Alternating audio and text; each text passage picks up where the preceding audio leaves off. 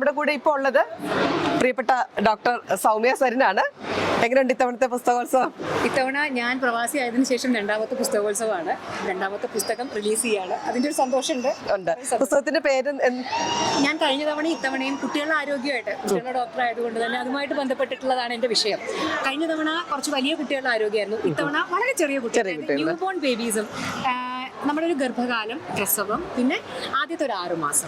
അപ്പോൾ നമുക്കറിയാലോ കുറേ ഭയങ്കര ടെൻഷനും സ്ട്രെസ്സും കുറെ സംശയങ്ങളൊക്കെ ഉള്ള ഒരു പീരീഡാണ് ആദ്യമായിട്ട് അമ്മയാവും. അപ്പൊ അതുമായിട്ട് ബന്ധപ്പെട്ടിട്ടുള്ള ജനറൽ ആയിട്ടുള്ള സംശയങ്ങൾ, അതിന്റെ ശാസ്ത്രീയപരമായിട്ടുള്ള ഉത്തരങ്ങൾ.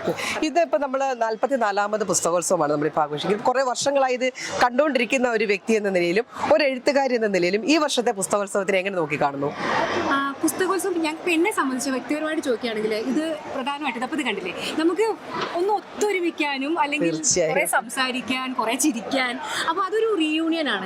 എനിക്ക് പറ്റാവുന്ന എല്ലാ ദിവസവും വൈകുന്നേരം ഇവിടെ വരും. ഡ്യൂട്ടി കഴിഞ്ഞ് ഞാൻ ഡയറക്റ്റ്ലി ഇവിടെ വരും. അപ്പോൾ നമുക്ക് പരിചിതമായിട്ടുള്ള ലക്ഷ്മി കേരളത്തിൽ നിന്ന് വന്നതാണ്. എൻ്റെ ഏറ്റവും അടുത്ത സുഹൃത്താണ്. ഞങ്ങളുടെ ഒരു കൂട്ടായ്മയിലെ ഞങ്ങളുടെ അംഗങ്ങളാണ്. അപ്പോൾ ഇവിടെ വരിക, ഇങ്ങനെ ഇവിടുത്തെ ഫ്രണ്ട്സിനെ കാണാത്ത, ചിലപ്പോൾ കുറേ കാലമായിട്ട് കാണാത്ത ഫ്രണ്ട്സിനെ ഇവിടുന്ന് കാണാൻ പറ്റും. തീർച്ചയായും പ്രധാനമായിട്ട് എനിക്ക് തോന്നിയിട്ട് ഒരു സൗഹൃദത്തിന്റെ ഒരു സെലിബ്രേഷൻ കൂടിയാണ് ഷാർജ ബുക്ക്. അപ്പം ഇതിപ്പം ലക്ഷ്മി നാട്ടിൽ നിന്ന് വന്നതാണ്. ഈ ഒരു പുസ്തകോത്സവത്തിന് വേണ്ടി മാത്രം ഡോക്ടറെ ഈ സമയം വെച്ച് ആക്കി വെച്ചതാണ്. വേറെ കുറച്ച് പരിപാടി ഈ സമയം കൂടി ചേർത്ത് വന്നതാണ്.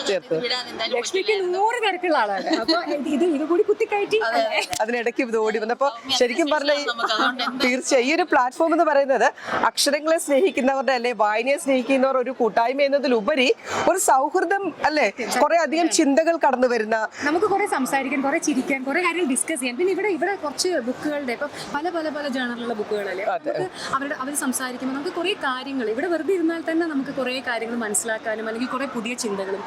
പിന്നെ ഇവിടെ അപ്പുറത്തെ അവിടെ ഷാർജ ഇന്ത്യൻ അസോസിയേഷനിലെ എപ്പോഴും എന്തെങ്കിലുമൊക്കെ ചർച്ചകൾ.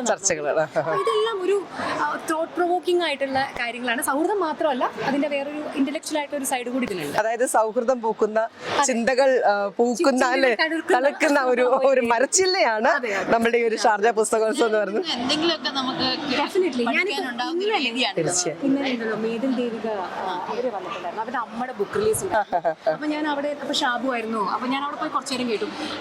ആന്റി അവര് 77 വയസ്സായി. അവരിവിടെയാണ്, അവരുടെ ചെറുപ്പം കല്യാണം കഴിഞ്ഞ് ഇവിടെയാണ്, ദുബായിലായിരുന്നു അവരുടെ ജീവിതം. അപ്പൊ അവര് അതിന്റെ ഓർമ്മകൾ ഷെയർ ചെയ്യായിരുന്നു. ബുക്ക് അതിനെ പറ്റിയിട്ടല്ല, പക്ഷെ അത് കേൾക്കുമ്പോൾ തന്നെ നമുക്ക് അത്രയും കാലം 19 വർഷം മുമ്പുള്ള ദുബായ് അല്ലെങ്കിൽ UAE എന്തായിരുന്നു. തീർച്ചയായും അവരത് കമ്പയർ ചെയ്ത് സംസാരിക്കായിരുന്നു. അവരുടെ ഓർമ്മകൾ, അതാണ് അറിവുകളും അല്ലെ, കുറെ അനുഭവ സമ്പത്ത് കേൾക്കുമ്പോൾ ഭയങ്കര കൗതുകം. തീർച്ചയായും കുറെ അറിവുകള്, അനുഭവങ്ങള്. അതെ, തീർച്ചയായും. 2 മിനിറ്റ് എന്ന് പറയുന്ന ഒരു പുസ്തകം വായിക്കുന്നതിന്റെ തുല്യമാണെന്ന് എനിക്ക്. അതെ. അപ്പോൾ ആ പുസ്തകത്തിന്റെ റിലീസ് ചെയ്യാനുള്ള ഒരു ത്രില്ലിൽ ഇങ്ങനെ നിൽക്കുകയാണ് ഡോക്ടർ. അപ്പോൾ ഡോക്ടർ, ഒരുപാട് സന്തോഷം. ഒരുപാട് ആളുകളിൽ വായിക്കപ്പെടട്ടെ എന്ന് ആശംസിക്കുകയാണ്. ഒരുപാട് പേർക്ക് അത് ഉപകാരപ്രദമാകട്ടെ എന്ന് ആശംസിക്കുകയാണ്. Thank you so much. എങ്കിൽ കേരളത്തിൽ നിന്ന് ഇവിടെ വരെ വന്നതിന് ഒരു പ്രത്യേക താങ്ക്സ് കേട്ടോ. Thank you so much.